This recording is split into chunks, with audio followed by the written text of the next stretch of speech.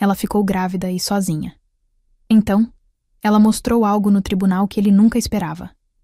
O dia do casamento foi como uma cena tirada diretamente de um filme romântico.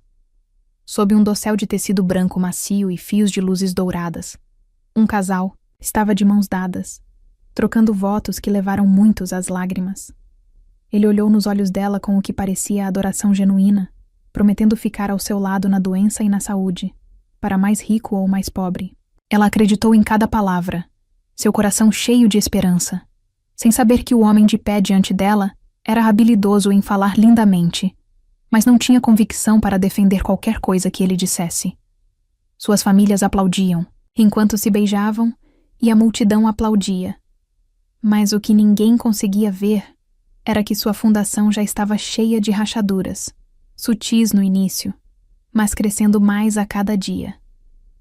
Eles se mudaram para uma casa modesta logo após o casamento. Uma casa de 2 quartos que ela decorou com amor e expectativa de sua vida juntos. Ele trabalhava até tarde, sempre alegando que era para o futuro deles, enquanto ela cozinhava, limpava e criava uma vida em torno da ideia de família.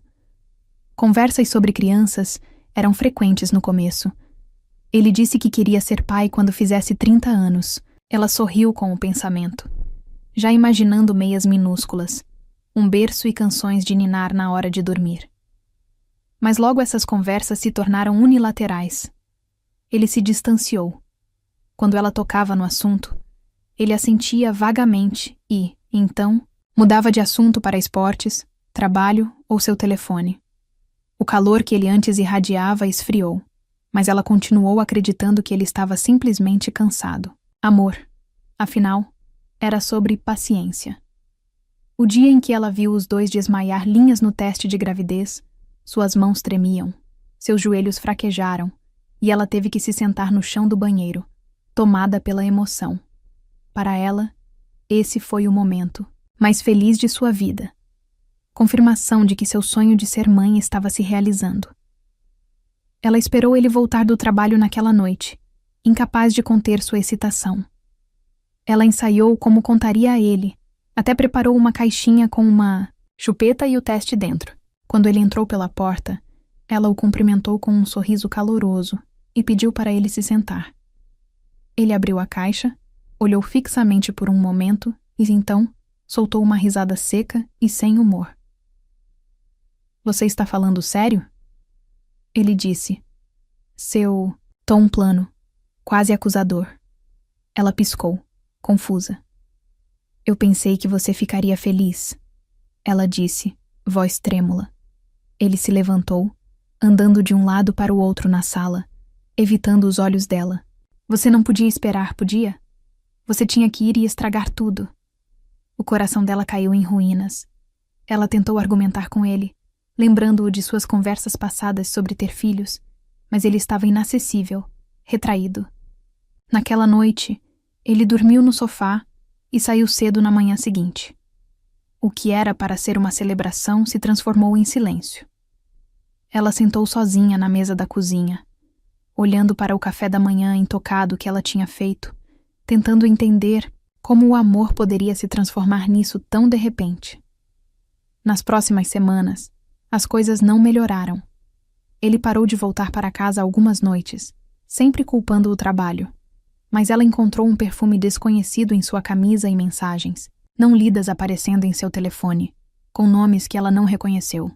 Ela não queria ser aquela esposa, a desconfiada que bisbilhota, mas o vazio crescente em sua casa e os olhares frios que ele lhe deu começaram a consumi-la. Uma noite, ela estava do lado de fora da porta do quarto e o ouviu em uma ligação. Sua voz era baixa, mas afiada. "Ela acha que esse bebê muda tudo. Ela não sabe que estou farto." Seu coração quebrou, um estilhaço interno silencioso que a fez pressionar a mão no estômago, instintivamente protetora. Quando ele a notou na porta, ele não vacilou. "Véspera está caindo agora", ele disse, passando por ela sem uma palavra, de desculpas. Mais tarde naquela noite, ela o confrontou, pedindo honestidade. "Você está vendo outra pessoa?" Ela perguntou, mal conseguindo pronunciar as palavras. Ele zombou. Você acha que eu quero ficar amarrada num bebê chorão e... Uma dona de casa miserável. Você me prendeu. Essa acusação parecia uma faca, presa. Essa vida que eles construíram juntos, a criança crescendo dentro dela, já foi algo com que eles sonharam. Pelo menos ela pensava que eles tinham. Ele bateu a porta atrás dele quando saiu e ela ficou no corredor, cercada pelo silêncio, se sentindo menor do que nunca antes. Dias se passaram sem uma palavra dele. Ela mandou mensagem, ligou e até entrou em contato com um de seus colegas de trabalho para ter certeza de que ele estava seguro.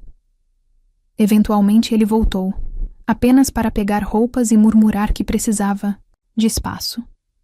Ela o seguiu até o carro, lágrimas escorrendo pelo rosto, tentando fazê-lo entender. Por favor, não faça isso. Eu preciso de você. O bebê precisa de você. Mas sua única resposta foi venenosa. Aquele bebê não é meu. Você provavelmente planejou isso para me impedir de ir embora. Ela ficou paralisada enquanto ele dirigia, incapaz de se mover, incapaz de respirar. Era como se o mundo inteiro dela tivesse se partido aos seus pés. Naquela noite, ela olhou para a foto do ultrassom descansando na mesa de cabeceira. O fraco batimento cardíaco que ela tinha visto no começo daquela semana, ecoando em sua memória.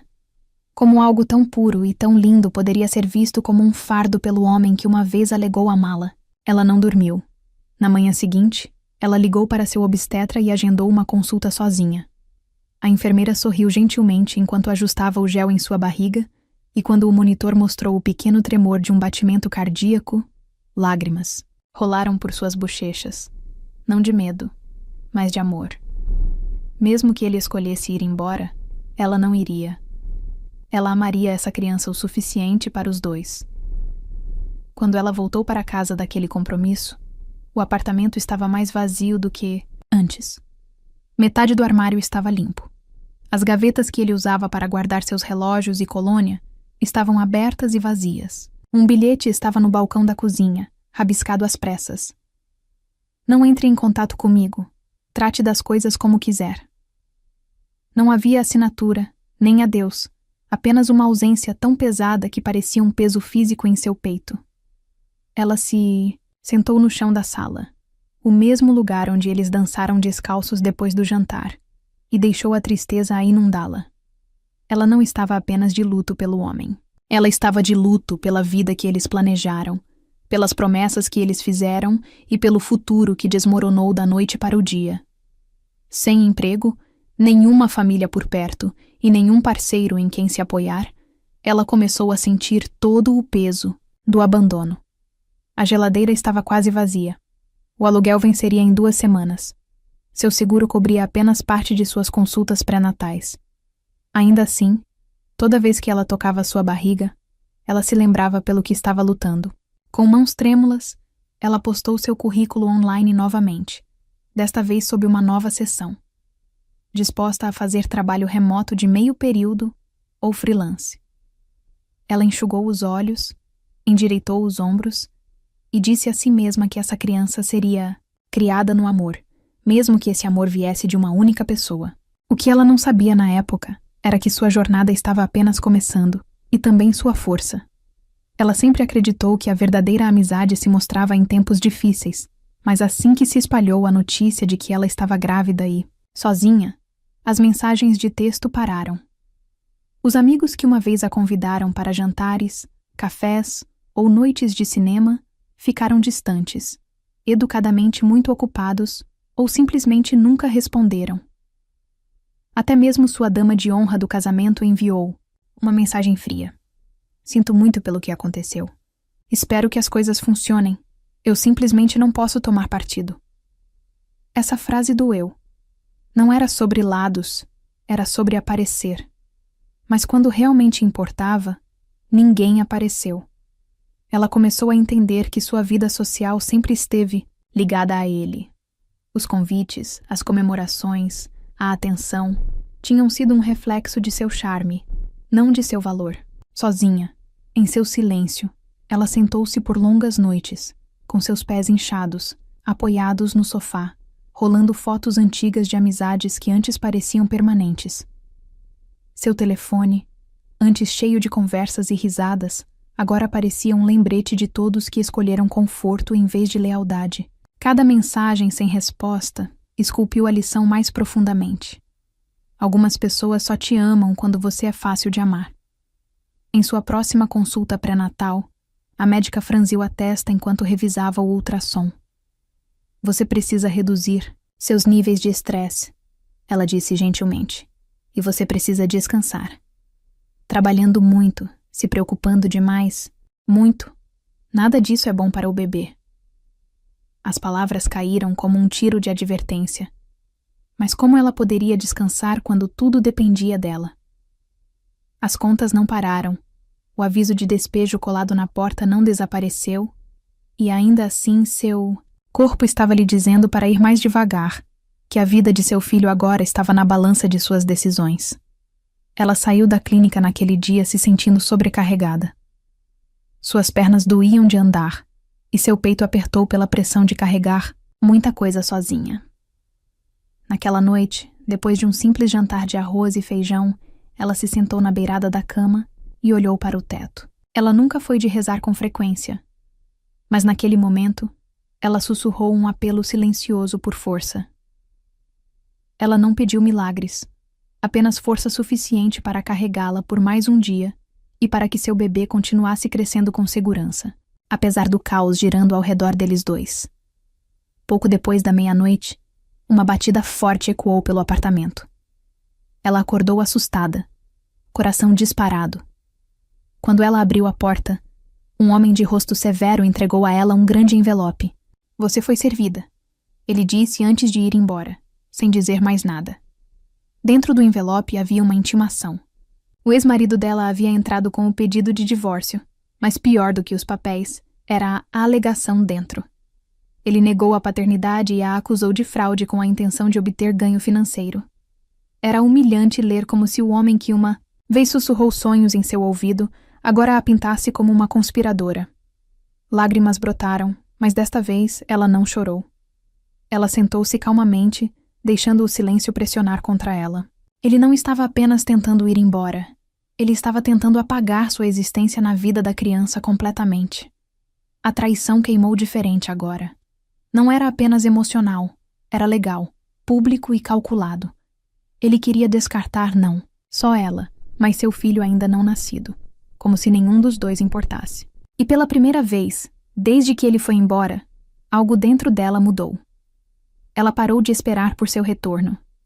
Ela começou a pensar em como lutar. Sem ter para onde ir, ela decidiu visitar seus pais. Talvez eles pudessem convencê-lo ou, pelo menos, fornecer algum apoio. Ela viajou pela cidade de ônibus, sua barriga agora aparecendo sob seu casaco grande. Quando sua mãe abriu a porta e viu sua expressão endurecida. "O que você está fazendo aqui?" ela perguntou friamente. A mulher que uma vez brindou ao seu amor no casamento, agora olhava para ela como uma estranha. "Eu preciso conversar", ela disse. "Por favor, só um momento." Mas a mulher mais velha balançou a cabeça. "Meu filho nos contou tudo. O que ele disse? O bebê não é dele." Atordoada, ela tentou explicar, tentou implorar por compreensão. "Você conhece seu filho. Você sabe que estávamos tentando ter um bebê." Mas não importava. Sua mãe a dispensou com um aceno brusco. "Saia antes que eu chame alguém.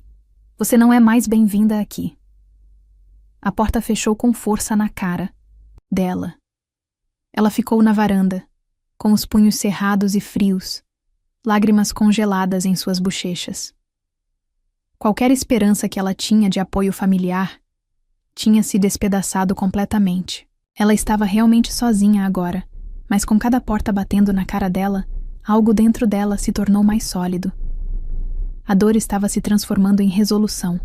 Em casa, ela se sentou no chão, montando um berço de segunda mão que encontrou em um aplicativo local por um preço baixo. As instruções estavam desbotadas, e alguns parafusos estavam faltando. Mas ela se virou determinada. Seu filho não sentiria a ausência de um pai no calor de sua primeira cama. Ela trabalhou lentamente, Seu corpo dolorido, costas doloridas, mas suas mãos firmes. O som da furadeira elétrica era o único barulho no apartamento. Cada volta do parafuso parecia uma rebelião silenciosa. Ela criaria um espaço seguro com suas próprias mãos, com ou sem ele. Mais tarde naquela noite, ela abriu o envelope pardo novamente e olhou para a data do tribunal. Faltavam 3 semanas, tempo suficiente para reunir as poucas evidências que ela tinha. Registros de consultas, fotos de ultrassom salvas, mensagens e talvez, apenas talvez, uma testemunha. Ela não era advogada e não podia pagar uma, mas ela entraria naquele tribunal com a cabeça erguida. Ele queria humilhá-la na frente de um juiz, mas ela não iria lá para implorar por sua presença. Ela iria defender sua verdade e o direito de seu filho de existir sem vergonha. O dia da audiência chegou, com nuvens cinzentas pairando baixas no céu. Ela estava do lado de fora do tribunal, em um vestido preto simples que não servia mais direito, sua barriga suavemente arredondada, abaixo dele. Por dentro, o ar parecia mais frio do que do lado de fora. Seu ex-marido entrou no tribunal em um elegante terno azul marinho, sapatos engraxados estalando confiantemente no chão. Ao seu lado estava uma mulher que ela nunca tinha visto antes, alta, impecável e claramente cara, sua nova parceira. Os dois compartilharam uma risada silenciosa, como se toda essa provação estivesse abaixo deles. Quando o juiz entrou, todos se levantaram. Ela apertou as mãos com força na frente do estômago, rezando para que sua voz não tremesse quando tivesse que falar. O advogado que seu ex-marido trouxe foi agressivo, imediatamente, a pintando como manipuladora e instável. Não há provas de que esta criança seja dele. Ele disse sem hesitação. Ela olhou fixamente para a frente, recusando-se a encolher. Deixe-os dizer o que quisessem. Ela tinha vivido cada momento desta gravidez sozinha, e essa verdade não poderia ser apagada por desempenho ou processos. O advogado adversário inclinou-se para sua performance. Meritíssimo, ele disse, levantando uma sobrancelha dramaticamente. Esta mulher não tem provas além de sua própria palavra. Ela teve acesso a inúmeros homens. Meu cliente foi enganado, coagido e finalmente usado. Suspiros vieram de alguns, na audiência. Ela sentiu seu rosto corar, não de vergonha, mas de fúria por ser reduzida a um estereótipo. Sua voz, quando ela falava, era baixa, mas firme. Eu nunca menti. Ele estava comigo quando eu descobri. Ele comemorou no começo. Ela entregou ao juiz cópias de seus relatórios de ultrassom, confirmações de consultas e uma cópia de uma mensagem de texto. Ela tinha tirado uma captura de tela de uma onde ele escreveu: "Não acredito que vou ser pai." O juiz olhou para ele sem expressão, enquanto seu ex zombava. Ela forjou tudo isso. Você sabe como as pessoas ficam quando estão desesperadas. Suas palavras doeram, não porque carregavam a verdade, mas porque foram ditas com a facilidade de alguém que havia ensaiado sua crueldade. O juiz permaneceu composto, seu rosto ilegível, enquanto ele ajustava os óculos e se inclinava para frente. Senhorita Carson, ele disse, usando seu sobrenome formalmente. Você tem alguém aqui para testemunhar em seu nome? Seu coração afundou. Ela balançou a cabeça lentamente. Nenhum amigo, nenhuma família tinha vindo. Apenas ela. O silêncio na sala parecia opressivo. O outro lado sorriu como se a vitória estivesse próxima. Mas o juiz surpreendeu a todos. Nós agendaremos uma sessão de acompanhamento, aguardando uma moção para teste de DNA. Até então, nenhuma. Decisão será tomada sobre pensão alimentícia ou alívio de paternidade. Inundou seu corpo como uma lufada de ar repentina.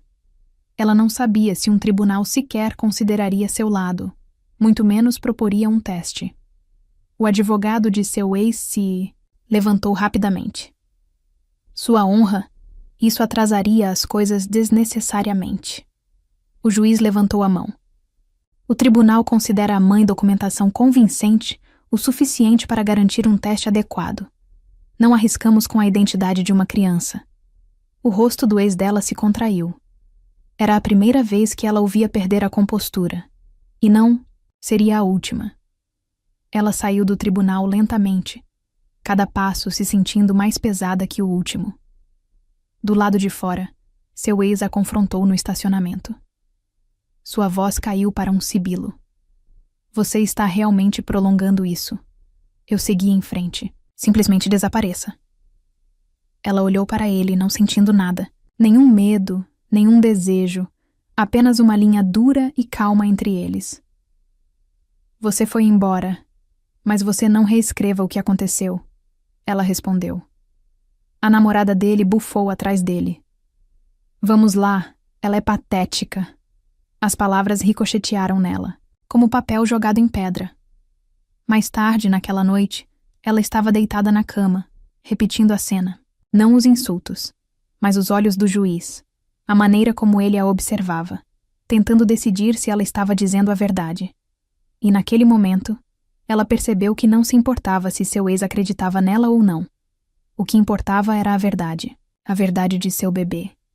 Ela puxou a pequena foto do ultrassom da gaveta ao lado de sua cama e sussurrou. Não importa o que aconteça, eu nunca deixarei ninguém te tratar como um erro.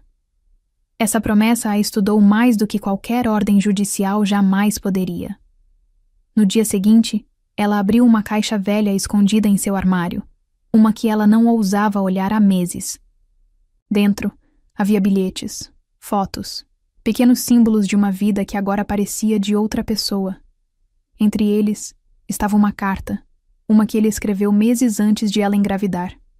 Nela, ele escreveu sobre como ele queria filhos, como ele mal podia esperar para ser pai, como ele sabia que ela seria uma mãe incrível. As palavras estavam em sua caligrafia crua e sem filtro. Ela olhou para o papel, raiva queimando sob sua pele. Ela se lembrou do dia em que ele deu a ela. Foi depois de uma viagem ao lago, quando ele disse que eles estavam finalmente prontos para começar a tentar. A memória reproduzida em cores, seus braços ao redor dela, sua voz cheia de esperança. Agora parecia uma performance, uma cena em uma peça destinada a ganhar aplausos. Mas esta carta, este pedaço de verdade, não tinha sido escrito para um tribunal. Tinha sido escrito em um momento de vulnerabilidade, e talvez, apenas talvez, pudesse agora se tornar sua prova. Ela cuidadosamente colocou em uma pasta etiquetada simplesmente verdade. Na próxima sessão do tribunal, ela notou uma mulher sentada calmamente na última fileira. Ela tinha olhos afiados e carregava uma pasta de couro no colo, observando cada momento com intensidade silenciosa. Enquanto outros pareciam distantes ou curiosos, essa mulher observava com foco, como se soubesse de algo. Quando a sessão terminou e as pessoas começaram a sair, a mulher se aproximou lentamente. Você não me conhece, ela disse. Mas eu conheço seu ex-marido muito bem. Eu já estive no seu lugar. As palavras lhe causaram arrepios na espinha. A mulher entregou-lhe um cartão antes de ir embora. Me ligue se quiser saber a verdade, ela disse suavemente. Mais tarde, naquela noite, ela se sentou na cama olhando para o cartão. Curiosidade lutou com cautela. Quem era essa mulher e o que ela quis dizer com uma vez no seu lugar? Seu instinto lhe disse que isso não era coincidência. Com uma respiração profunda, ela pegou o telefone e discou. Elas se encontraram em um café perto do tribunal 2 dias depois. O nome da mulher era Denise. Durante o chá, ela desdobrou uma história, perturbadoramente familiar. Outro relacionamento cheio de charme, promessas e, então, abandono. Denise também tinha sido descartada quando engravidou, embora tivesse sofrido um aborto espontâneo devido ao estresse. Antes que ela pudesse ir ao tribunal, ele fez isso, antes que ela perguntasse. Seu coração afundando, Denise assentiu. Exatamente o mesmo padrão. Ele corre mentiras e então reescreve a história para se proteger. Denise colocou um pendrive na mesa. Isso tem e-mails, mensagens, gravações de voz, coisas que eu salvei porque eu não podia deixar isso acontecer com outra pessoa. Eu nunca tive coragem de levar isso adiante, mas talvez você possa. Suas mãos tremeram levemente quando ela pegou o pendrive. Foi como receber uma tábua de salvação no meio de uma tempestade. Pela primeira vez, ela não estava apenas se defendendo. Ela estava defendendo cada mulher que ele tentou apagar. Uma semana depois, ela recebeu uma ligação do tribunal. O teste de DNA seria realizado dentro de 5 dias. A notícia a encheu de ansiedade, mas também de uma calma estranha. Ela não estava com medo do resultado. Ela sabia a verdade. O que a aterrorizava era se seria o suficiente para importar. Naquela noite, ela reuniu tudo o que tinha: registros de consultas, o cronograma do ultrassom, a carta que ele escreveu, e agora a de Denise. Evidência peça por peça, ela estava construindo seu caso, não apenas com fatos, mas com padrões inegáveis. Ela enviou um e-mail ao escrivão do tribunal, solicitando permissão para enviar documentação adicional de um terceiro, com experiência, anterior com seu ex. Era uma chance remota. Os tribunais nem sempre permitiam evidências de caráter em audiências civis, mas ela estava determinada. Seu bebê merecia crescer em um mundo onde mentiras não fossem contestadas. E se o sistema funcionasse como deveria, a verdade estava prestes a rugir mais alto do que qualquer acusação. Naquela noite, enquanto ela revisava arquivos antigos em seu computador, ela tropeçou em um arquivo de áudio que ela tinha esquecido. Completamente. Era do dia em que descobriram que ela estava grávida. Sua voz ecoou pelos alto-falantes. "Nós realmente estamos fazendo isso, hein?" Ele disse. "Eu não posso acreditar que vou ser pai." Sua respiração ficou presa na garganta. Na gravação, eles riram. Ele falou de nomes de bebês. Ele até mencionou economizar dinheiro para um berço. Era irrefutável. Não era mais apenas sobre biologia. Ele reconheceu a gravidez de bom grado, amorosamente, antes que as coisas desmoronassem. Ela transferiu o arquivo para um pendrive e o adicionou à sua crescente pasta de evidências. Aquele áudio, capturado em uma época em que a esperança ainda vivia entre eles, agora falaria muito no tribunal. Não era malicioso. Não era editado. Era uma verdade crua e espontânea, direto de sua própria boca. E a cada passo, ela sentia que estava se tornando menos uma vítima de suas mentiras e mais a voz da verdade que ele tanto tentou enterrar. Quando a segunda audiência começou, o tribunal parecia diferente dessa vez. Ela se levantou mais ereta.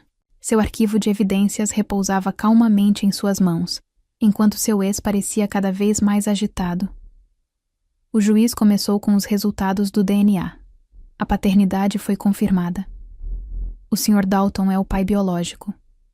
Uma onda de emoção tomou conta dela, mas ela manteve sua expressão firme. Seu ex se mexeu na cadeira. A máscara de controle começou a rachar. Mas ela não parou por aí. Com a permissão do juiz, ela apresentou os registros de Denise, seu próprio arquivo de áudio e a carta. O advogado adversário gaguejou, solicitando um recesso. O juiz negou. "Este tribunal não será manipulado", ele disse firmemente. A presunção do ex dela se esvaiu a cada segundo que passava, e ela, antes trêmula e não ouvida, agora se manteve firme, deixando os fatos falarem pelo que seu charme nunca poderia. Isso não era mais um caso de opinião. Era um acerto de contas. O rosto de seu advogado ficou tenso enquanto o arquivo de áudio tocava. O juiz ouviu sem interrupção, olhos fixos na tela, enquanto o tribunal permanecia em completo silêncio. A voz de seu ex encheu a sala. Risos, ideias de nomes de bebês e promessas ternas. Quando terminou, ninguém falou. Então veio a explosão. "Isso está sendo tirado de contexto." Ele gritou, levantando-se abruptamente. "Essa coisa toda é uma armação." Mas o juiz permaneceu calmo, impassível. "Parece uma gravação genuína de antecipação e consentimento", ele disse categoricamente. O advogado tentou objetar, tateando o jargão jurídico, mas era tarde demais. A maré havia mudado. O juiz ordenou que as evidências fossem registradas. Ela sentou-se em silêncio, não sorrindo, não triunfante, apenas aliviada. Não era sobre vingança, era sobre justiça. e finalmente estava alcançando-a. Ela olhou para suas mãos cruzadas, descansando suavemente em sua barriga, sentindo seu filho chutar, como se reconhecesse o momento também. Depois de revisar os documentos, arquivos de áudio e depoimentos enviados, o juiz pediu um breve recesso antes de dar seu veredito. A sala esvaziou-se lentamente, murmúrios de descrença e mudança de lealdade entre os observadores. Do lado, de fora do tribunal, seu ex estava sentado em um banco com sua nova parceira, seus sussurros agudos e apressados.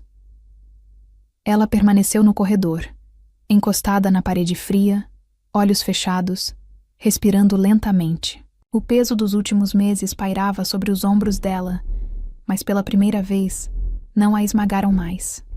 Quando o juiz voltou, ele não perdeu tempo. Este tribunal considera a mãe confiável e consistente. O pai não apenas tentou negar a paternidade, mas agiu de má fé para fugir da responsabilidade. Este tribunal não tolera engano ou abandono de dever. O ex-marido dela se mexeu desconfortavelmente e, pela primeira vez, pareceu inseguro de si mesmo. O veredito estava se aproximando e, para ele também, a responsabilização. A decisão final veio rápida e clara. A paternidade foi oficialmente confirmada, que a pensão alimentícia foi concedida e uma multa por declarações falsas foi imposta. Ele seria obrigado a pagar não apenas pensão retroativa, mas também honorários advocatícios. Apesar de tentar atrasar o caso, o juiz enfatizou as dificuldades emocionais e financeiras infligidas à mãe durante a gravidez, causadas pela evasão intencional. Seu ex tentou protestar novamente, mas o juiz o silenciou com um olhar severo. Você fez escolhas, agora enfrente suas consequências. Quando ela saiu do tribunal, o oficial de justiça acenou para ela respeitosamente. Lá fora, o céu havia clareado e o ar frio carregava um novo tipo de quietude. Ela não se sentia vitoriosa. Ela se sentia livre. Livre da sombra dele. Livre da vergonha. Livre para construir o futuro de seu filho, sem o peso do silêncio. As portas do tribunal se fecharam atrás dela, como a página final de um capítulo, que tentou destruí-la, mas ela não quebrou. Ela reescreveu o final. 2 dias depois, ela recebeu uma ligação do advogado dele. Ele queria se encontrar em particular. A curiosidade levou a melhor, e ela concordou, com a condição de que fosse em público. Eles se encontraram em um canto tranquilo de um café local. Ele parecia cansado, seu cabelo liso agora despenteado, olhos fundos. Eu não pensei que chegaria tão longe, ele disse, mal conseguindo olhar para ela. Eu pensei que poderia ir embora sem consequências, que talvez você simplesmente desaparecesse. Sua voz falhou com algo próximo ao arrependimento. Ela não respondeu. Não lhe devia perdão. Mas ele continuou. Eu estava com medo. Eu não sabia como ser pai. Entrei em pânico. E quando as coisas começaram a desmoronar, eu menti para me sentir no controle novamente. Ela ouviu silenciosamente. Então se levantou. Você não apenas mentiu para mim, você tentou apagar seu próprio filho. Isso não é medo. Isso é covardia. Com isso, ela não deixou nenhum grito, nenhum drama. Apenas a verdade. E desta vez, ecoou mais alto do que qualquer tribunal jamais poderia. 1 semana depois, o tribunal permitiu que ela fizesse uma declaração, final para ser adicionada ao registro oficial, algo que ela mesma solicitou. Ela ficou na frente do mesmo juiz, segurando um pedaço de papel na mão, mas ela não leu. Em vez disso, falou do coração. Eu vim aqui com medo, sozinha e incerta se alguém acreditaria em mim.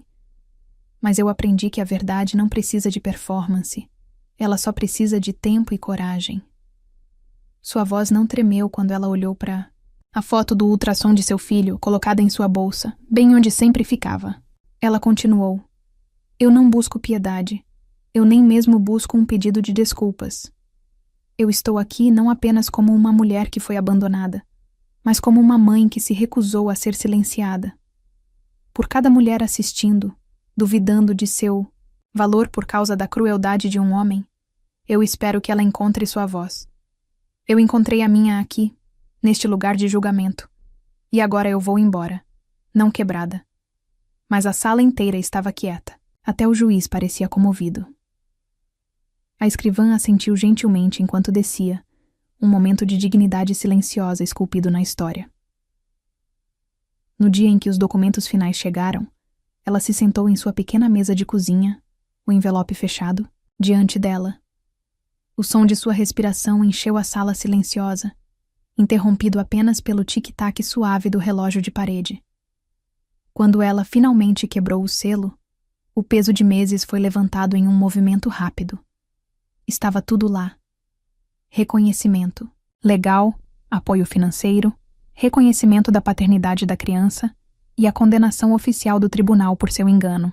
O sistema não havia falhado, afinal. Levou tempo, mas ele tinha escutado. Enquanto ela passava os dedos pelas palavras impressas, sentiu algo mudar dentro dela. Não alívio, não vindicação, mas paz. Seu nome não estava mais preso às mentiras. Dele, o futuro de seu filho não flutuava mais na incerteza. Ela colocou os documentos em um arquivo rotulado simplesmente como prova e o deslizou para uma gaveta. Sua vida não era mais definida por provar nada a ninguém. Era sobre construir, para frente passo a passo, dia após dia. Na verdade, entre aqueles que a assistiram fazer sua declaração final no tribunal, estava uma jovem advogada chamada Marissa. Após a audiência final, Marissa abordou-a no corredor. Você falou com mais força do que a maioria dos litigantes. Treinados, ela disse. Eu não sei se alguém lhe disse isso, mas você tem uma voz que pode ajudar as pessoas. A ideia parecia estranha no começo. Ela não era uma advogada, não foi treinada para falar em público. Ela era apenas alguém que sobreviveu. Mas Marissa não estava apenas oferecendo elogios. Ela estava oferecendo uma parceria. Eu administro um centro de recursos legais para mães solteiras que não podem pagar por representação. Eu poderia usar alguém como você, alguém que já viveu isso. Alguém que entende o silêncio. Não demorou muito para ela dizer sim. Ela não iria apenas reconstruir sua vida. Ela ajudaria outras a fazerem o mesmo. E naquele corredor silencioso, o que antes era uma história de abandono, começou a se transformar em uma missão de propósito. Meses depois, nas primeiras horas de uma manhã fria, seu trabalho de parto começou.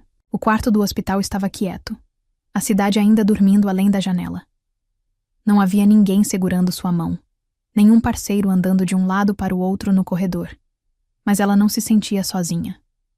Uma enfermeira gentil estava ao lado dela, olhos calorosos, e disse: Você está indo muito bem, você está quase lá. Com um empurrão final, a sala se encheu com o grito agudo e milagroso de uma nova vida. Seu bebê havia chegado. Pequenas lágrimas rosadas e perfeitas rolaram por suas bochechas, enquanto colocavam a criança em seus braços. Ela sussurrou o nome que havia escolhido muito antes de todo o caos começar. Um nome que carregava suavidade e força. Bem-vinda, ela disse, dando um beijo na pequena testa. Naquele momento, os meses de isolamento e dor nos tribunais desapareceram, substituídos por uma alegria silenciosa e avassaladora. Era para isso que tudo tinha sido.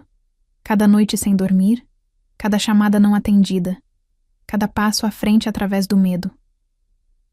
3 semanas após o nascimento, ela estava embalando seu bebê para dormir, quando uma batida ecoou em sua porta. Ela a abriu lentamente, surpresa ao ver sua ex-sogra parada ali, olhos vermelhos e ombros caídos. Posso entrar? A mulher mais velha perguntou. Não havia arrogância agora, apenas remorso. Eles ficaram em silêncio no início, bebê dormindo, em seus braços. Então veio o pedido de desculpas sussurrado. Eu estava errada. Eu deixei ele me dizer no que acreditar. Eu deveria ter visto a verdade em seus olhos. Ela não sabia como responder. Não esperava um pedido de desculpas. Tinha parado de precisar, de um há muito tempo. Ainda assim ela ouviu, calma e firme. A mulher mais velha perguntou suavemente. Posso vê-lo? Com hesitação, Ela permitiu. A avó segurou a criança gentilmente, lágrimas caindo livremente. Eu sei que não posso desfazer o que eu disse, mas espero que um dia ele saiba que... Eu voltei. Ela assentiu lentamente, não por aceitação, mas por entender que todos tinham sua própria jornada em direção à verdade, mesmo aqueles que se afastaram. 1 ano depois, sua vida não parecia mais com as ruínas que já foi. Ela agora trabalhava meio período no centro jurídico com Marissa, falando em seminários e ajudando outras mulheres a navegar na mesma sombra que ela já havia caminhado sozinha. Seu filho estava prosperando, cheio de risos e admiração, com olhos arregalados. Seu pequeno apartamento ainda era modesto, mas transbordava calor. Ela havia criado algo lindo, não com o que lhe foi dado, mas com o que ela se recusou a desistir. Ela frequentemente pensava naquele tribunal, o silêncio, as escadas, o peso da dúvida. Mas agora, quando olhava para sua vida, ela não via uma mulher que tinha sido humilhada. Ela via uma mulher que tinha se levantado, uma mulher que tinha lutado por sua voz, uma mulher que, em face do abandono, tinha escolhido a coragem. E quando seu filho perguntasse um dia sobre o passado, ela diria a verdade, não a versão escrita pelo medo, mas aquela nascida da resiliência, porque no final, a verdade sempre encontra seu caminho para a luz. Agora me diz, o que você acha que é mais desafiador? Lidar com a solidão emocional ou com as dificuldades financeiras enquanto enfrenta a gravidez sozinha? Quais sinais de alerta podemos aprender dessa história? Escreve aqui, nos comentários. De 0 a 10, qual a sua nota para essa história? Quero muito saber. Se você gostou do vídeo, já clica em gostei e não se esquece de se inscrever no canal. Assim você não perde nenhuma história emocionante, que postamos diariamente aqui no canal. Beijo e até breve. Você não é bem-vindo nesta Páscoa, Dona Lúcia sussurrou. Tudo bem, mas não espere meus 1.200, eu disse enquanto cancelava a luz, a água e a internet na casa deles. Não entre. Essas foram as primeiras palavras que Dona Lúcia disse quando abriu a porta. Nenhum abraço, nenhum sorriso, nenhum Feliz Páscoa, querido. Apenas 3 palavras calmas e monótonas que tiraram o ar dos meus pulmões. Eu fiquei lá, na varanda, com uma garrafa de vinho em uma mão e uma cesta de ovos de chocolate artesanais na outra. Eu até usei a camisa azul clara que ela gostava, aquela que ela dizia que realçava meus olhos. Ela costumava dizer isso com orgulho. Mas não, ela nem olhou para mim. O quê? Pisquei. Você está brincando, certo? Dona Lúcia olhou para trás dela, então saiu e fechou a porta quase completamente, deixando apenas uma fresta aberta, como se eu fosse algum tipo de ameaça. Seria melhor se você não viesse hoje, ela sussurrou. O ar ao meu redor congelou. Eu dirigi 3 horas para estar aqui. Eu sei, ela disse, a voz ainda baixa. Mas as coisas estão tensas, e Camila disse que não viria se você estivesse aqui. É claro, Camila. Eu deveria saber que ela estava por trás disso. Ela sempre estava, ouvi. Risadas de dentro. O tilintar de taças de vinho. Alguém, provavelmente tio Roberto, riu e disse, saúde, a família de verdade reunida. Então ouvi a voz de Camila, alta e açucarada. Honestamente, este ano parece tão pacífico, sem negatividade, sem drama. Eu queria gritar, mas não gritei. Apenas sorri calmamente. Aquele tipo de sorriso que diz, vocês não têm ideia do que está por vir. Você sabe o quê? Eu disse pegando meu telefone. Tudo bem, aproveite sua Páscoa pacífica, mas não esperem mais meus 1.200. O rosto de Dona Lúcia mudou. Ela piscou, confusa. Mas por quê? Perguntou lentamente. Olhei, bem nos olhos dela. A eletricidade, a água, a internet. As contas que tenho pago todo mês por esta casa. Os serviços que você disse que precisava só até o papai se recuperar. Ela me encarou, sem reação. Adivinha só? Estão no meu nome. E eu simplesmente os desliguei. A boca dela abriu e fechou. Ela empalideceu. Inclinei meu telefone na direção dela. Veja este aplicativo. Um toque. Pressionei meu polegar contra a tela. Luzes apagadas. De dentro, ouvi Camila gritar. O Wi-Fi acabou de cair. O que foi isso? Dona Lúcia correu para pegar o telefone, mas eu dei um passo para trás. Feliz Páscoa, eu disse. Virei-me e voltei para o meu carro. Ninguém me seguiu. Ninguém se desculpou. Quando já estava atrás do volante, vi Camila aparecer, na porta atrás de Dona Lúcia, o rosto vermelho, segurando o telefone no alto. Já fiquei sabendo de tudo. Você ficou louco. Abaixei a janela e respondi. Ligue para sua família de verdade. Talvez eles paguem as contas no mês que vem. Então fui embora. Sem culpa. Sem pensar duas vezes. Aquele foi o momento em que parei de ser a empresa de serviços públicos deles e me tornei o fantasma que não podiam mais explorar. Eu costumava dizer a mim mesmo que estava ajudando, que eu era o responsável. Eu me dizia muitas coisas. Eu disse a mim mesmo um monte de coisas, como a vez que meu pai me ligou no meio de uma reunião. A energia está sendo desligada, ele disse sem rodeios. O quê? De novo, eu sussurrei saindo, para o corredor. Apenas por alguns dias, ele disse. Se você puder cobrir, eu devolverei até sexta. Ele nunca devolveu. E eu paguei de qualquer maneira. Como sempre. Minha família tem um longo histórico de pegar sem pedir. E eu tenho um longo histórico de deixá-los. Quando papai perdeu o emprego há 3 anos, eu intervim para ajudar com os serviços públicos. Quando mamãe precisava de um procedimento odontológico que não era urgente, mas a deixou insegura, eu cobri. Quando Camila não tinha dinheiro para renovar o aluguel do carro, eu coassinei o novo e paguei os primeiros 6 meses. No começo, foi bom. Eu era o confiável, o que estava tudo bem. Mas, lentamente, essa admiração se transformou em expectativa. Depois, em direito. Depois, em desdém. Você tem muita sorte de não ter filhos, Camila dizia no jantar. Todo o seu dinheiro é só seu. Isso deve ser bom. Você quer dizer o dinheiro que eu usava para pagar suas contas? Eu respondi uma vez. Ah, por favor, ela zombou. Não haja como se fosse caridade. Você gosta de se sentir importante, superior. Mamãe entrou na conversa.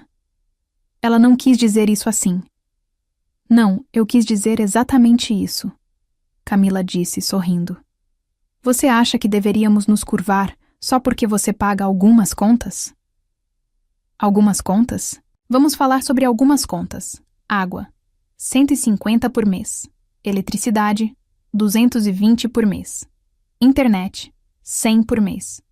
Streaming, golpes, planos de celular, pedidos aleatórios da Amazon, parei de contar. Verifiquei meu aplicativo do banco no mês passado e percebi que enviei 14.400 apenas nos últimos 12 meses e, ainda assim para eles, eu era o amargo. O irmão egoísta que nunca sorria nas fotos de família. A pior parte é que eu nem fiquei mais surpreso. Algumas semanas atrás, ouvi uma conversa que não deveria ter ouvido. Fui até a casa sem avisar para deixar algumas compras e escutei risadas vindas da cozinha. Ele é tão tenso, Camila disse. Você acha que pagar algumas contas o tornou o rei do mundo? Mamãe acrescentou. Provavelmente só está solitário. Seu Antônio entrou na conversa. Ele trabalha muito, disse ele. Todo esse dinheiro e ninguém para gastar? Pelo menos, é bom para alguma coisa. Camila riu. Eu choraria se tivesse que pagar minha própria internet. Todos estavam rindo. Eu fiquei congelado no terraço, sacolas de compras na mão. Ninguém me viu. Eu me virei e fui embora sem dizer uma palavra. Mais tarde, naquela noite, cancelei o pagamento automático do Netflix e do Disney Plus deles. Camila mandou mensagem no dia seguinte. O Wi-Fi falhou? Ou você esqueceu de pagar de novo? Eu não respondi, mas o verdadeiro ponto de ruptura veio há 2 meses. Entrei na minha conta bancária para transferir dinheiro e notei algo estranho. Várias compras no Apple Pay que eu não reconheci. Um novo notebook. Uma assinatura de um retiro. De bem-estar. Roupas de marca. Tudo cobrado no cartão que uma vez eu dei para a Dona Lúcia. Só para emergências. Liguei para ela imediatamente. Você comprou um notebook? Ah, isso era para Camila. Ela precisava de um para o trabalho e para o retiro. Ela estava passando por um momento difícil, honestamente. Ela chorava todas as noites. Com meu dinheiro? Ela ficou quieta. Você ganha mais do que todos nós juntos, disse suavemente. Não é como se você não pudesse pagar. Desliguei sem dizer uma palavra. Por dias, debati se deveria confrontá-los. Mas então me lembrei de algo que Camila disse durante o último dia de ação de graças. Todos nós desempenhamos nossos papéis. O meu é ser fabulosa. O seu é pagar, pelo Peru. Ela riu. Todo mundo riu. Eu forcei um sorriso e engoli meu orgulho. Mas agora, eu não conseguia nem olhar para um peru sem querer gritar. A Páscoa deveria ser a única época do ano em que todos nós fingíamos nos importar uns com os outros. Eu comprei presentes para as crianças, reservei uma folga do trabalho, até fiz reservas para o brunch de domingo. Uma semana antes, recebi uma mensagem de Dona Lúcia. Ei, querido, você pode se certificar de que os pagamentos estão em dia antes do fim de semana? A Camila está organizando uma caça aos ovos aqui em casa. Eu não respondi, mas paguei pelo conforto deles e recebi 0 em gratidão. E então chegou a Páscoa. Eu apareci com vinho e chocolate, e eles fecharam a porta na minha cara. Você não é bem-vindo nesta Páscoa, Dona Lúcia disse. Camila fez questão de que eu ouvisse. Honestamente, é só que parece melhor sem o mau humor dele. Ela chamou de dentro. Deixe manter a luz este ano. Eles queriam luz. Eu dei a eles escuridão, sem eletricidade, sem água, sem internet. Sentei no meu carro e observei a casa escurecer lentamente. A luz da varanda piscou. Os irrigadores do gramado pararam. Camila saiu pela porta da frente 5 minutos. Depois, balançando o telefone como uma espada. O que você fez? Ela gritou. Eu abaixei a janela. Aproveite a Páscoa, eu disse. Do jeito que você queria, sem mim.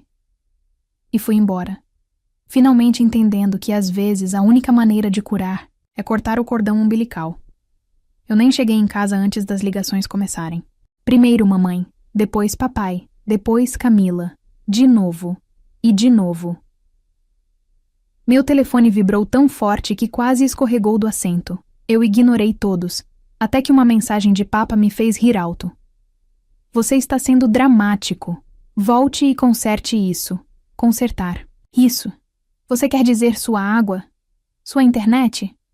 Sua ideia de uma família funcional? Não. Obrigado. Eles apareceram na minha casa 2 horas depois. Eu ouvi a batida, mas não me mexi. Deixei eles cozinhar. Deixei sentir algo pela primeira vez. Então, ouvi os gritos. Até quando vai ignorar sua própria mãe na Páscoa? Abra a porta agora ou vamos chamar a polícia, Camila gritou. Isso é abuso. Ela gritou ainda mais alto. Eu abri a porta assim que Camila levantou a mão para bater novamente. Ela tropeçou. Para frente, quase caindo para dentro. Entre, eu disse categoricamente. Mas se algum de vocês levantar a voz, eu mesmo chamo a polícia. Eles entraram como uma tempestade. Dona Lúcia chorando. Seu Antônio andando de um lado para o outro. Camila, gritando. Você acha isso engraçado? Nós tínhamos convidados, crianças. Você sabe como é explicar para uma criança de 5 anos por que o banheiro não dá descarga? Sim, eu disse sentando. Você explicou a eles que a tia deles esperam que eu cubra tudo? Bum. Silêncio. Dona Lúcia engasgou. Os olhos de Camila se arregalaram. Seu Antônio cerrou os punhos. Como você ousa falar com sua família desse jeito? Dona Lúcia estalou. Família? Eu levantei uma sobrancelha. A mesma família que me disse para não vir porque eu estraguei a vibe? A mesma que riu pelas minhas costas sobre o quão útil eu sou? A mesma que usou meu dinheiro como uma torneira recarregável? Seu Antônio deu um passo à frente. Você está exagerando. Não, eu disse. Cansei de fingir. Agora estou agindo. Finalmente, Camila cruzou os braços. Você acha que isso te torna poderoso? Cortando as contas de casa só para provar um ponto? Não, eu respondi. Isso me liberta. Ela bufou. Você está sendo ridículo, honestamente. Você sempre teve esse complexo de mártir. Você quer aplausos por pagar algumas contas? Você quer dizer os 14.400 que gastei no ano passado? Eu explodi. O dinheiro que pagou pelo seu aquecimento, sua terapia via Zoom, seu novo iPhone, sua falsa viagem de negócios, que na verdade foi uma semana de spa.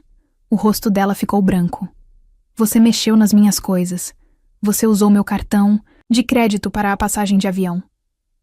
Eu entendi as declarações, gênio. Seu Antônio tentou mudar de assunto. Ok, olha, nós claramente cometemos alguns erros. Alguns? Eu o interrompi. Pai, você me disse na minha cara que eu não tinha lugar na mesa, que a Camila merecia mais ajuda porque ela tem um futuro. Você me olhou nos olhos e disse que eu estava com raiva.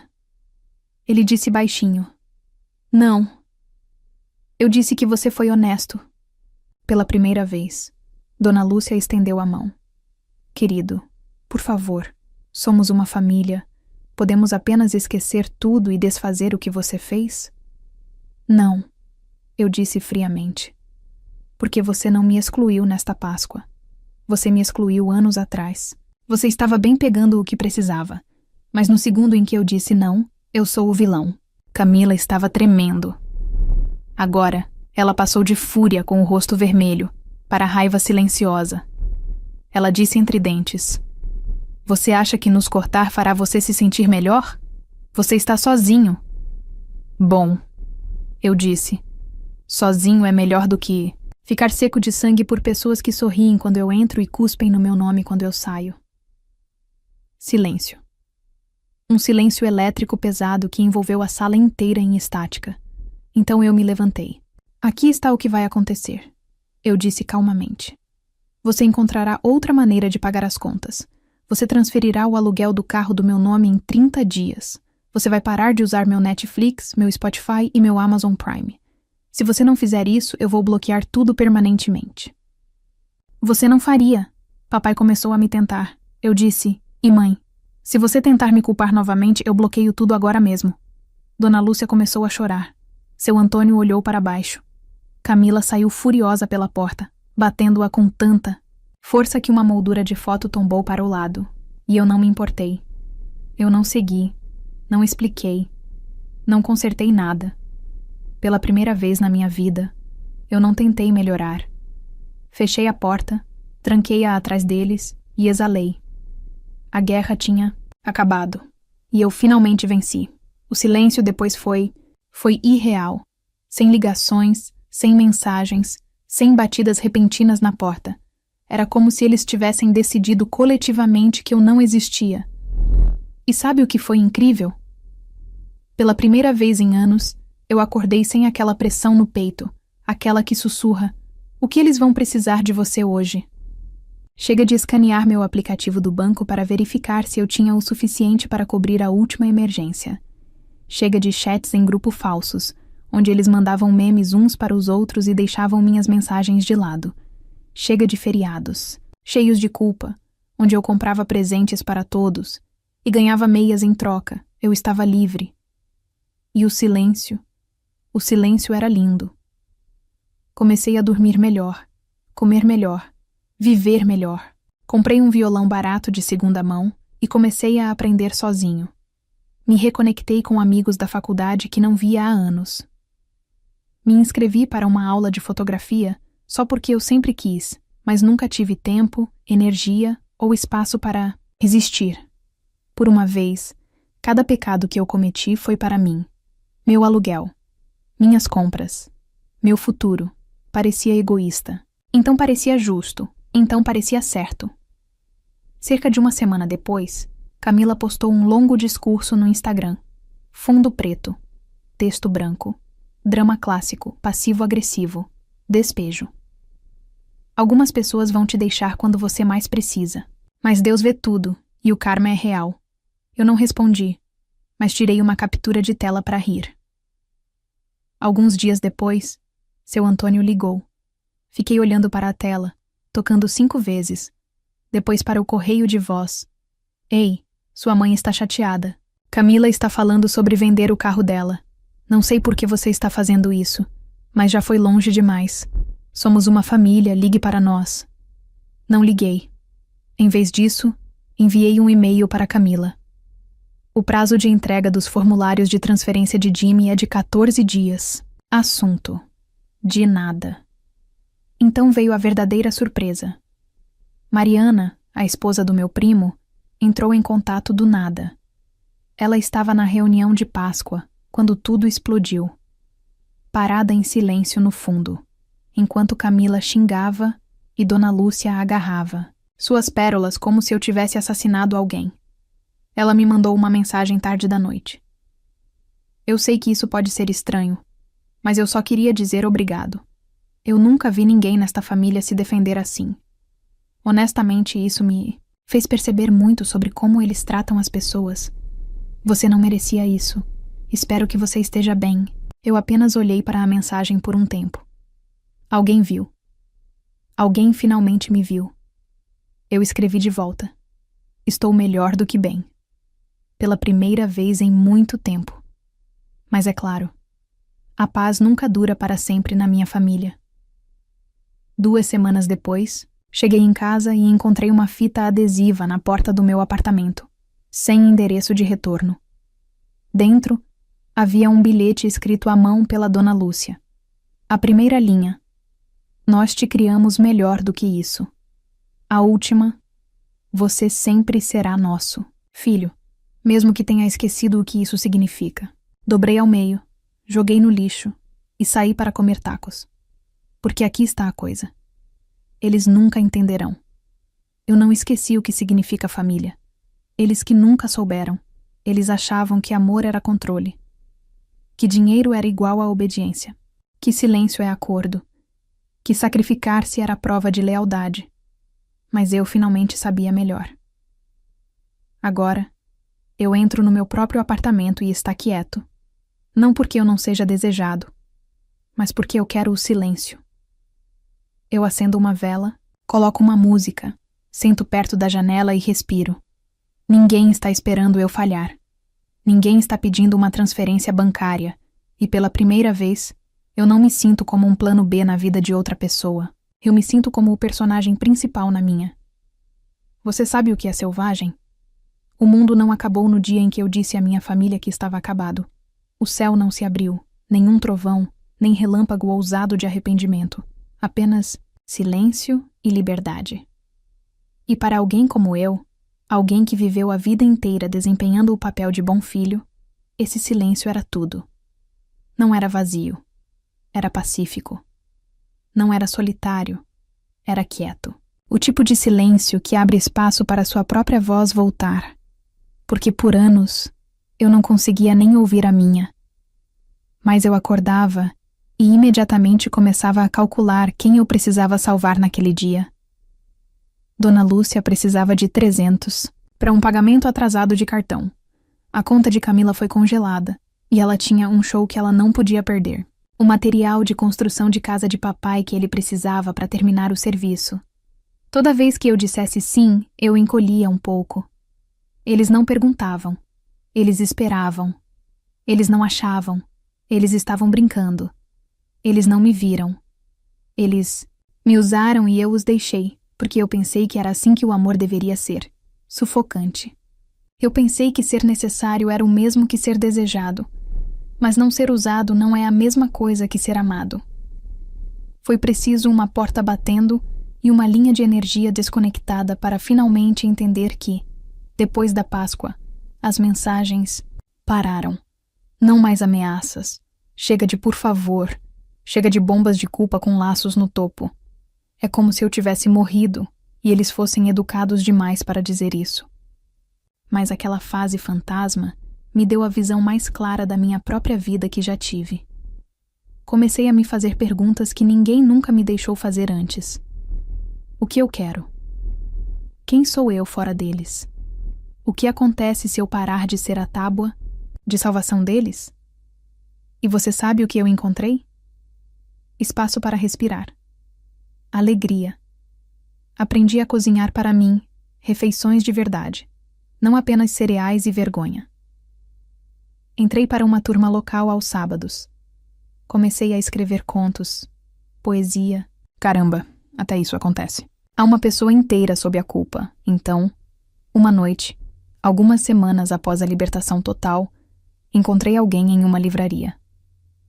Uma garota que eu conhecia na faculdade, Isabela. Ela parecia diferente, mais feliz, mais leve. Tomamos café, começamos a conversar e em algum momento ela perguntou: "Você ainda é próxima da sua família?" Eu parei. Então eu disse, realmente disse pela primeira vez, sem vacilar: "Não." Eu a interrompi. Ela piscou e então sorriu. Bom, eu ri. Eu não esperava que a maioria das pessoas apenas olhasse para mim como se eu confessasse para assassinar alguém. Ela encolheu os ombros. A maioria das pessoas não sabe como é ser o dormitório da família. Conversamos por horas sobre limites, sobre cura, sobre finalmente escolher a si mesmo sem se desculpar por isso. Naquela noite, caminhando para casa, percebi que não estava mais em pedaços. Eu estava reconstruindo do zero, sem eles. E estava tudo bem. Semanas se transformaram em meses. Comecei a perceber pequenas coisas que significavam tudo. Eu não pulava mais quando meu telefone tocava. Eu não olhava mais para minha conta bancária com medo. Eu não verificava mais as redes sociais de Camila, esperando para a próxima injeção. E um dia, eu me peguei rindo, na verdade, rindo de um meme que alguém me enviou. Me atingiu como uma onda. Nossa, estou feliz. Não porque algo incrível aconteceu, mas porque nada mais estava me drenando. Porque pela primeira vez na eternidade, eu não era a virilha de outra pessoa. Eu era apenas eu. Vivo, acordado, desembaraçado. Então, reviravolta final. Recebi uma mensagem de voz de mamãe. A voz dela estava trêmula, suave, quase frágil. Oi, querido. Eu só espero que você esteja bem. Camila está passando por um momento difícil. A casa tem sido diferente sem você. Eu sei que você está bravo. Eu sei que nós erramos, mas você ainda é nosso filho. Nós te amamos. Eu sinto sua falta. Eu escutei a mensagem 2 vezes e pela primeira vez eu não chorei. Eu não me senti puxado de volta. Eu não senti culpa ou raiva. Eu apenas me senti acabado. E esse sentimento não era frio. Era quente. Quente como estar no sol depois de anos na sombra. Então, aqui está o que eu sei agora. Dizer não faz de você cruel. Estabelecer limites não faz de você duro, sem coração. E se afastar de pessoas tóxicas, mesmo que sejam seu sangue, não é traição, é sobrevivência. E sim, talvez meu nome agora seja um palavrão na mesa de jantar. Talvez eles distorçam a história, me façam o vilão, o ingrato, o de coração, frio. Bom, deixe-os. Eles não estão mais na minha vida, e minha vida é finalmente minha. Então, se você está ouvindo isso e está cansado de ser aquele que sempre dá, sempre perdoa, sempre se sacrifica, enquanto eles riem pelas suas costas, deixe-me ser a prova. Você tem permissão para parar. Você tem permissão para ir embora. Você tem permissão para escolher você. E se eles disserem que você não é bem-vindo, você diz: bem, eu não vim aqui para ser bem-vindo. Eu vim para parar de sangrar. Então você se levanta, sai pela porta e nunca olha para trás. Porque a paz não é um lugar que eles te dão. A paz é o lugar que você recupera quando finalmente diz: chega. Agora me diz, você já sentiu que sua família apenas te procurava quando precisava de algo? O que você fez sobre isso? Até que ponto vale a pena se sacrificar pela família? Escreve aqui nos comentários. Eu quero muito saber. Se você gostou do vídeo, clica em curtir e se inscreve no canal também. Assim você não perde nenhuma história emocionante. E não esquece, deixa também um comentário com uma classificação de 1 a 10 para mostrar o quanto você gostou. Assista também ao vídeo que agora está aparecendo na sua tela. Até breve.